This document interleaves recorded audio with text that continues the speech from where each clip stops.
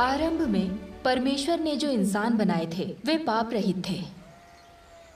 शैतान द्वारा बहकाए जाने के बाद वे परमेश्वर से दूर जाने लगे। शैतान ने उन्हें भ्रष्ट कर दिया। वे धीरे धीरे पाप में जीने लगे और शैतान के गुलाम बन गए। शैतान की सत्ता से उन्हें बचाने के लिए जब परमेश्वर ने उन्हें मिस्र से बाहर निकाला तो उसने उनके लिए नियम बना दिए। जैसे तू मुझे छोड़ दूसरों को ईश्वर करके ना मानना, तू अपने लिए कोई मूर्ति खोदकर ना बनाना, तू विश्राम दिन को पवित्र मानने के लिए स्मरण रखना, तू अपने पिता और अपनी माता का आदर करना, तू खून ना करना, तू व्यभिचार ना करना, तू चोरी ना करना, तू किसी के विरुद्ध झूठी साक्षी ना देना, तू एक दूसरे पर अंधेर ना करना और ना एक दूसरे को लूट लेना। आमीन। मजदूर की मजदूरी तेरे पास सारी रात सवेरे तक ना रहने पाए। सही कहा, परमेश्वर को धन्यवाद। इन नियमों से ये साफ था कि लोग क्या कर सकते हैं और क्या नहीं। ये लोगों को चेतावनी देते थे कि किस मार्ग पर चलना चाहिए और किन नियमों का पालन करना चाहिए। वे उन्हें सिखाते थे कि क्या सही है और क्या गलत है। इन नियमों को जारी करके परमेश्वर ने लोगों को स्पष्ट कर दिया कि पाप क्या है और कौन से कार्य पापपूर्ण हैं। मानक के रूप में ऐसे नियम होने से लोगों का व्यवहार अधिक से अधिक सीमित और नियंत्रित हो गया।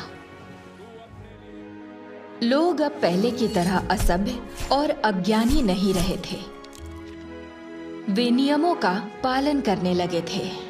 परमेश्वर को यहोवा के नाम से पुकारते थे, यहोवा की आराधना करते थे और शब्द का पालन करते थे। जो लोग नियमों का उल्लंघन करते और उनका पालन नहीं करते, उन्हें उसी के अनुसार सजा मिलती थी। तो ऐसा समझ गए। परमेश्वर ने लोगों के दैनिक जीवन में भोजन, वस्त्र, निवास और परिवहन के मामलों पर भी नियम बना दिए थे। पशुओं में से जितने चिरे या फटे खुरके होते हैं और पागुर करते हैं उन्हें खा सकते हो, और अपनी दाख की बारी का दाना दाना ना तोड़ लेना, और अपनी दाख की बारी के झड़े हुए अंगूरों को ना बटोरना। उन्हें दीन और परदेसी लोगों के लिए छोड़ देना। मैं तुम्हारा परमेश्वर यहोवा हूँ। आमीन। अपने सिर में घेरा रखकर ना मुड़ाना और ना अपने गाल के बालों को मुड़ाना।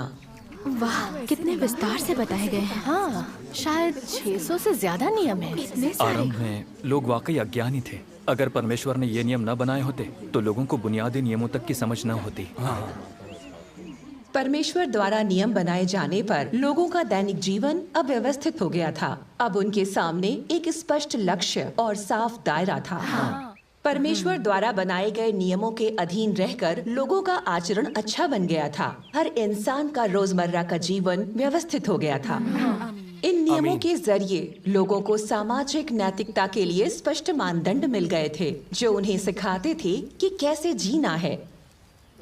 यह मानव जाति अब वह नहीं रह गई थी जिसे शैतान ने जानबूझकर बहकाकर भ्रष्ट किया और अपना गुलाम बनाया था, और जिसमें शैतान का विरोध करने की ताकत तक नहीं थी, बल्कि यह सक्रिय रूप से परमेश्वर के नियमों का पालन करते हुए यहोवा परमेश्वर की आराधना कर सकती थी और यहोवा द्वारा सिखाई विधियों के अनुसार व्यवस्था के अधीन जीवन जी सकती थी।